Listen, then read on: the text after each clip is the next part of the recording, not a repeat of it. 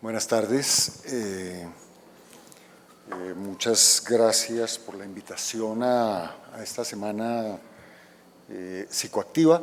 Quería aclarar que yo no soy doctor en ciencias sociales y humanas, yo soy doctor en neurofisiología cognitiva y en neuropsicofarmacología. Muy bien, pues yo en lo personal opino que es posible el uso moderado de drogas, incluso de drogas pesadas. No obstante, lo que ocurre es que modelos o perspectivas como el enfoque de reducción de daños y de mitigación son algo así como herramientas de navegación, o este tipo de eventos juegan el papel de constituirse en herramientas de navegación por ese trasegar, por ese navegar. Cuando Ulises iba para Ítaca, pasaba en el estrecho, creo que era de Mesina, pasaba entre Escila y Caribdis, eran un monstruo marino y un gran remolino que le impedía llegar adecuadamente a Ítaca porque el uno se lo tragaba y el otro también se lo tragaba, ¿no? El remolino y el monstruo marino.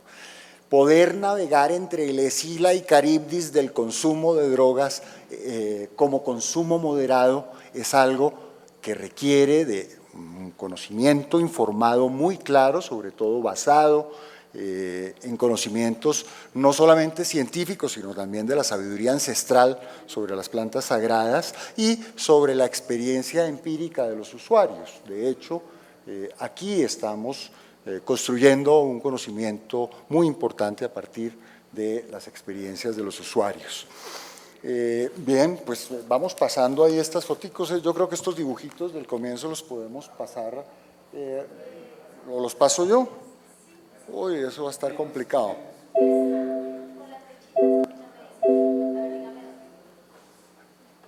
¿Será que es que lo estoy usando al revés? ¿Cómo es este asunto? Es que es al revés. Ya. El señalador es este verde y con este adelante y con este. Gracias. Oh, muy amable. Bueno, estos son... No es de tecnología, sino que se te olvidaron las gafas para hacer. No, ya. Bueno, muy bien. Lo que ocurre... ¿será que alguien me puede ayudar pasando las diapositivas? ¿Tú me ayudas? Pásate todos estos dibujitos, por favor. Eso, acá. Muy bien.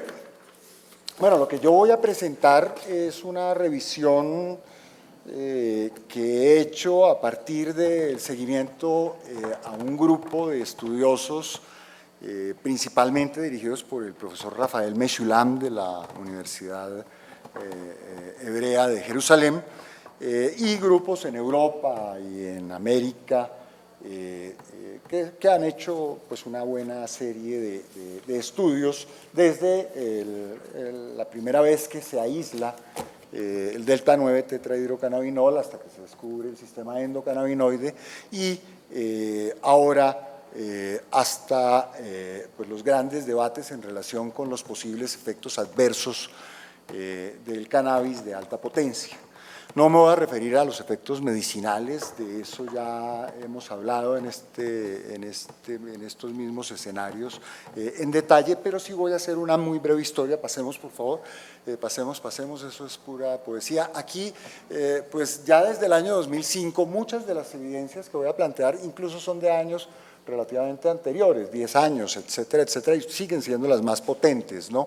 Que sugieren que la marihuana de alta potencia puede causar algún tipo de daño en los usuarios humanos. Si alguien quiere tener fuentes en relación con lo que yo digo, con mucho gusto, si usted me escribe, yo le paso la documentación, sobre todo los datos de investigaciones actuales. Aquí tengo lo que aparece en las grandes publicaciones tipo Lancet, pero que han hecho como hito en relación con los efectos adversos.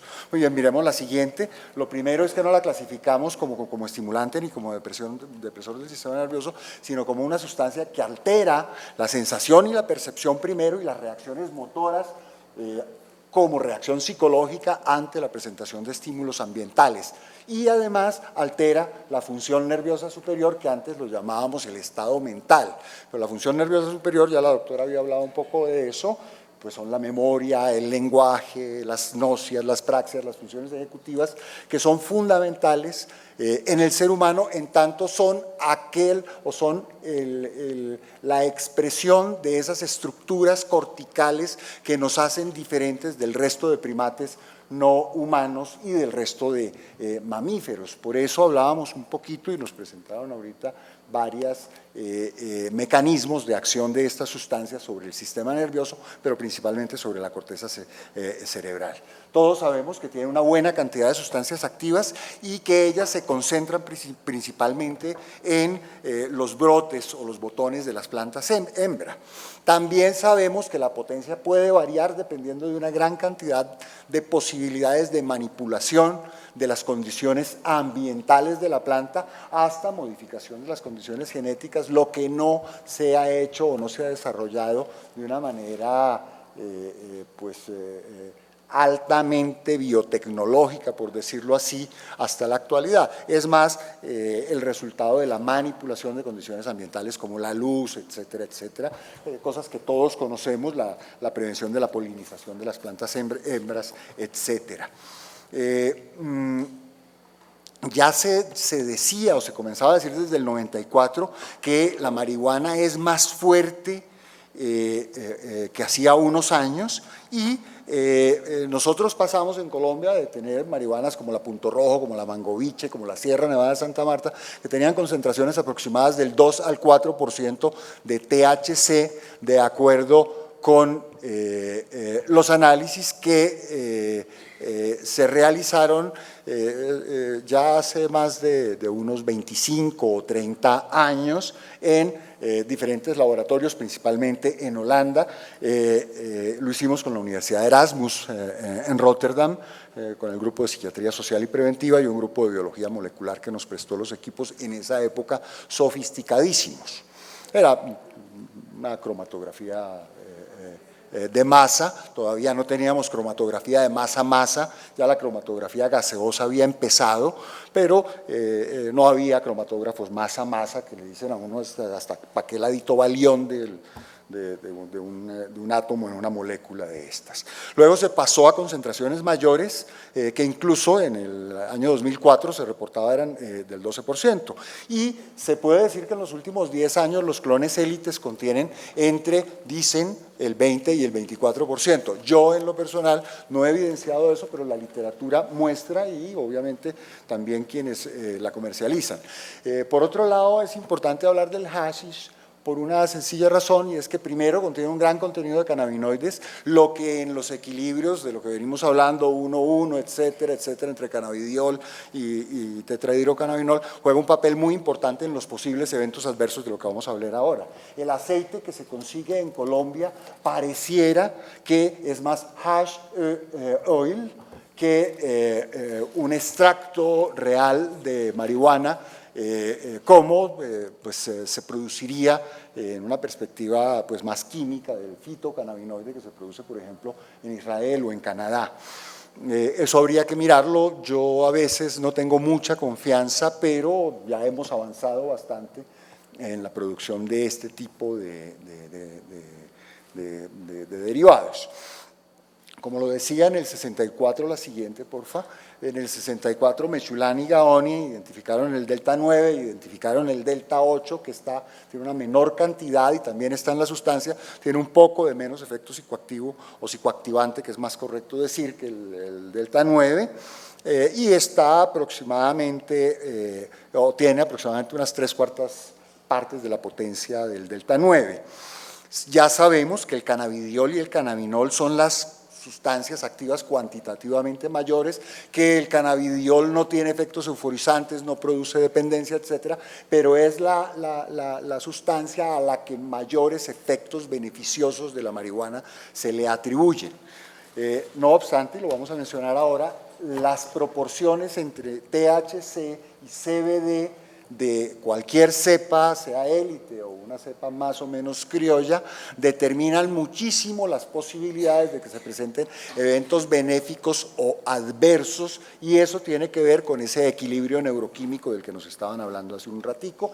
En relación con la farmacocinética y la farmacodinámica de la marihuana, pues el metabolismo y la absorción se conoce. Un 25% aproximadamente de la marihuana se adhiere a todos los receptores silenciosos, al plasma en su totalidad, y el 75% restante lo eliminamos a través de las heces, de la orina, se va en la pirólisis, cuando se quema el porro o el hash o la sustancia, y otra parte se escapa en el aire. Lo absorbe principalmente el pulmón, y cuando alcanza un pico de concentración plasmática, la tasa de clearance, ¿cómo se dice? De eliminación, tiene que ver, pero no es exactamente similar a la observada cuando se inyecta.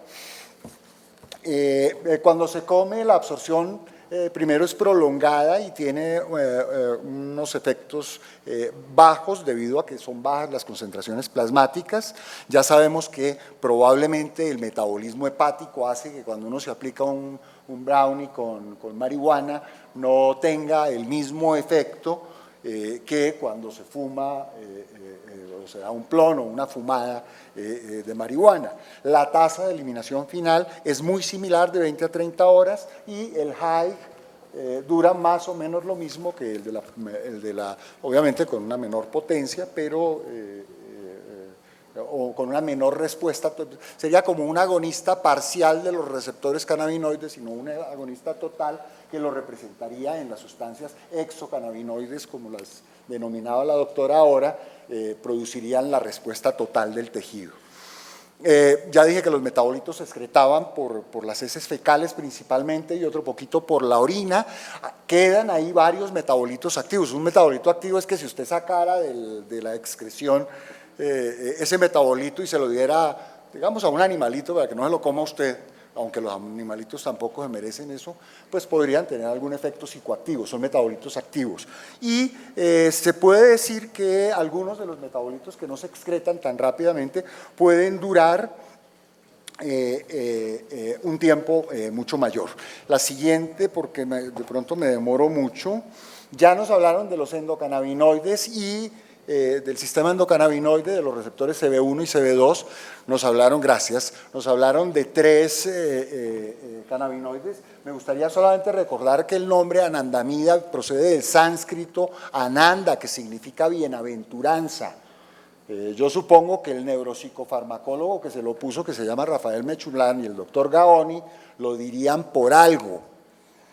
Sí, Ananda, el sendero de la bienaventuranza en sánscrito. Alguna razón tendrían, digo yo, pero bueno.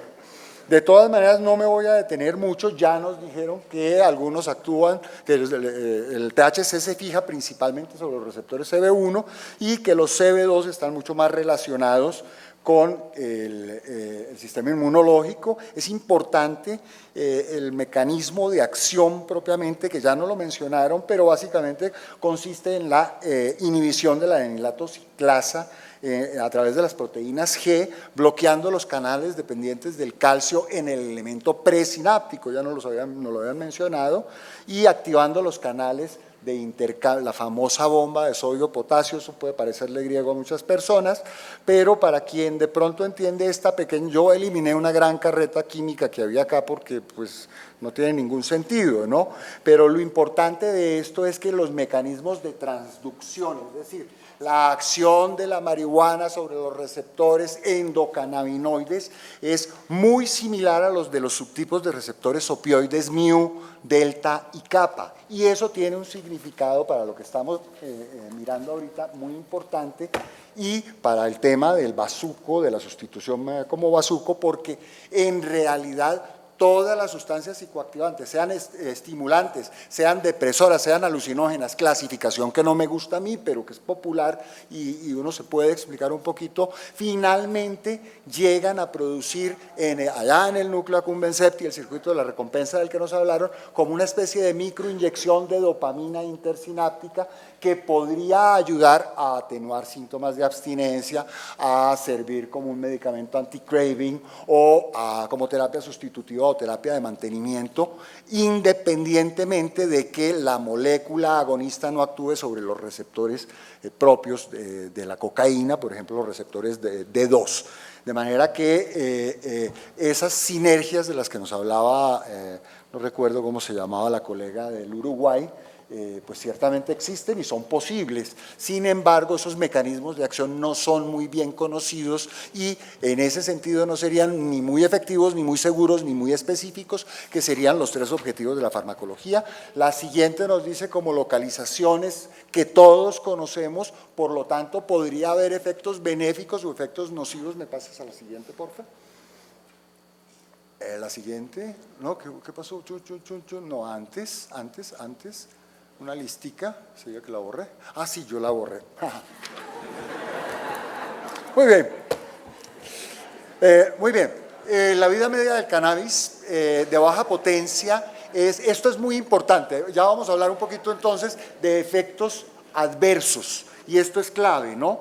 Tiene una vida media de 20 a 30 horas en los seres humanos. Si las cepas de marihuana de alta potencia tienen un high mayor, esto se puede deber a que tienen una menor vida media. Esto se observa con las benzodiazepinas, es decir, el primer riesgo y el riesgo principal de la marihuana de alta potencia es la posibilidad de desarrollar dependencia, y esta es una hipótesis bastante plausible para la que hay un cuerpo grande de evidencia. La razón es la siguiente.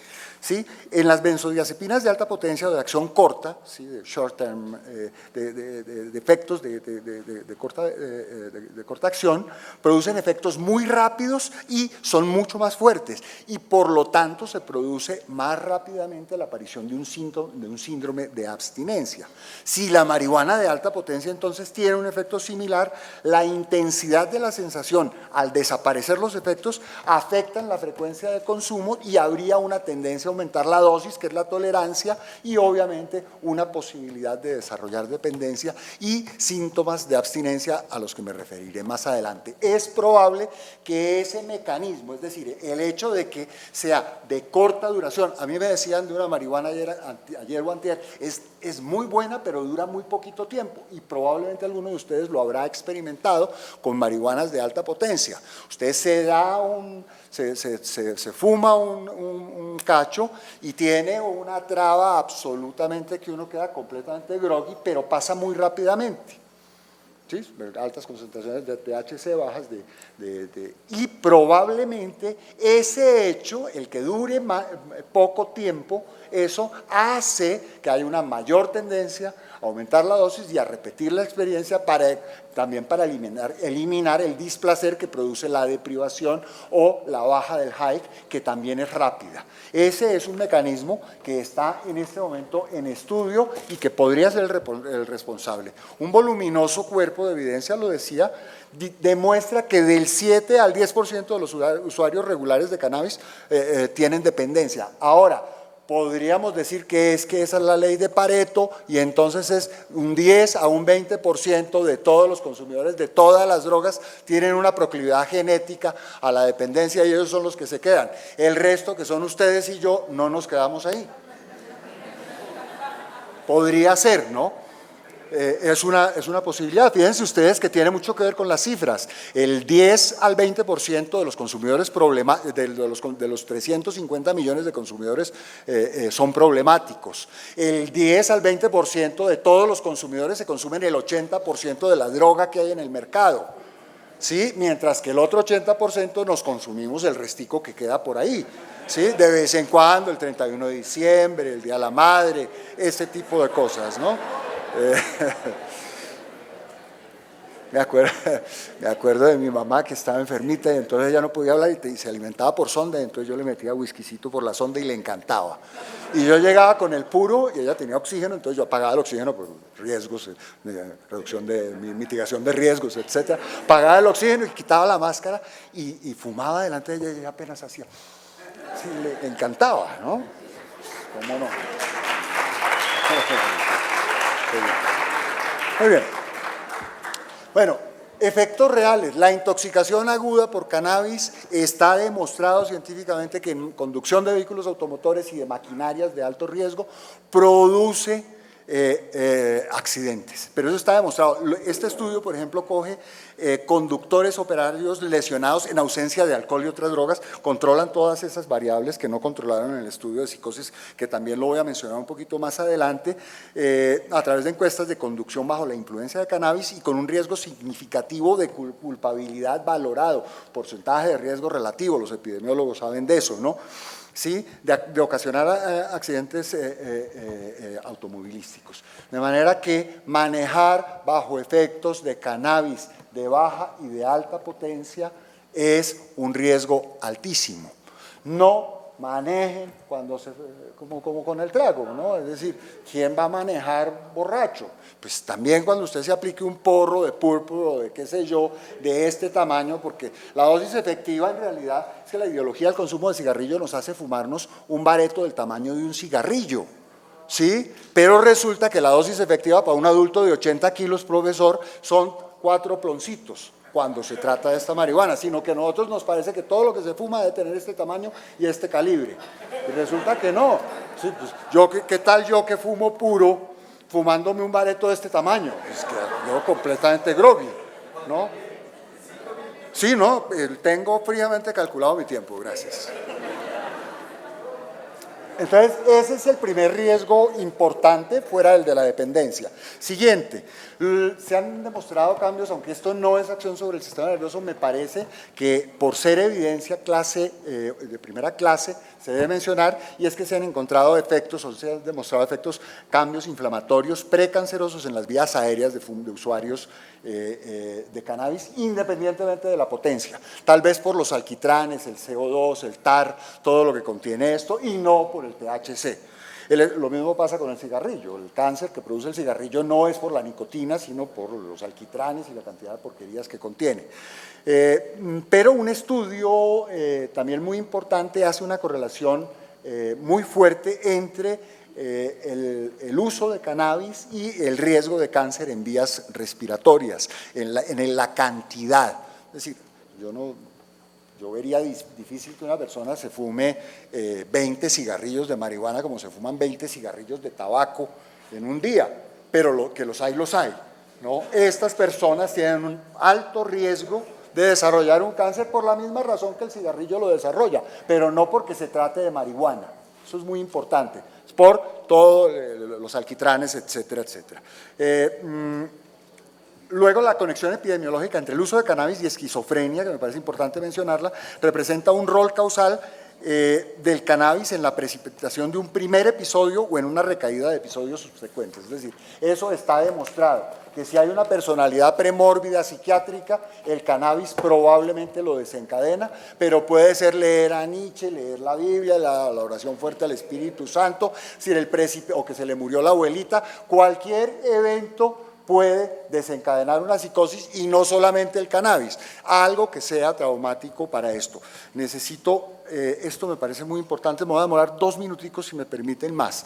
Este es muy importante para mí y tiene que ver con la relación con esquizofrenia, ¿no? Se sabe que el cannabis, bueno, ya lo dijimos, lo que quiero destacar es que dado que el cannabidiol disminuye fuertemente la sensación de ansiedad asociada a la ingesta de tetrahidrocannabinol aislado, eso ha sido demostrado, se notó una mayor frecuencia de psicosis asociada al uso de cannabis en Sudáfrica que en otros países. La razón es que las plantas que crecen, las más nativas en Sudáfrica, tienen una muy alta proporción de THC y a veces una ausencia casi total de CBD. Allá la incidencia de psicosis en consumidores de marihuana está muy presente. De manera que personas con baja proclividad a la esquizofrenia que consuman marihuana de alta potencia pueden desarrollar esto. Hay una relación muy débil, la siguiente, con depresión, pero se ha establecido en los consumidores pesados. Finalmente, en relación con las funciones cerebrales superiores, la siguiente voy a resumirlo. No se ha demostrado que haya un daño permanente ni en la memoria, ni en el lenguaje, ni en las náuseas, ni en las praxias, etcétera. Sí se ha encontrado que las madres embarazadas que lo fuman tienen niños con problemas en la función ejecutiva, en la velocidad de procesamiento cognitivo y en la memoria. Lo que ocurre es que si estamos hablando de un consumidor de 40 años de marihuana y ciertamente marihuana de baja o de alta potencia altera las funciones cerebrales superiores, particularmente la memoria, ya nos hablaron de la poda del árbol dendrítico en el hipocampo, también, que es lo que afecta a la memoria. En segundo lugar, la disminución de la velocidad de procesamiento cognitivo, porque la función de la marihuana es modular, entre otras cosas, la liberación de neurotransmisores, y esa es la traba. Por eso es que uno se traba en todo y se demora muchísimo, y no hay memoria de trabajo ni memoria a corto plazo, que son dos procesos diferentes, etcétera. Y también en la función ejecutiva, que tiene que ver con la planificación y la ejecución del comportamiento, con la inhibición de conductas no muy adecuadas socialmente, etcétera, etcétera. Con la toma de decisiones, ahí se hicieron una prueba con una serie de test que menciono ahí, pero no importa, pero ciertamente la función nerviosa superior se altera, pero principalmente la función ejecutiva, que es, como llamémoslo así de alguna manera, el sistema supervisor de todas las funciones intelectuales. De manera que si usted es un fumador de 40 años, va a estar, aunque no tenga un daño permanente, va a estar 40 años con sus funciones cerebrales superiores deprimidas, y eso se parecería a un daño permanente porque usted está consumiendo permanentemente. De manera que no se trabe para manejar, no se trabe para hacer cuentas, no se trabe para planificar su conducta. Es el saber vivir de nuestros indígenas. Lo que pasa es que a ellos les hemos aprendido muy poco. Hay que saber comer, hay que saber dormir, hay que saber jugar, hay que saber reír, hay que saber hacer el amor, hay que saber. Nosotros dormimos cuando tenemos que trabajar, trabajamos cuando tenemos que dormir, fumamos marihuana cuando tenemos que dar conferencias, entonces se traba uno. Muchas gracias.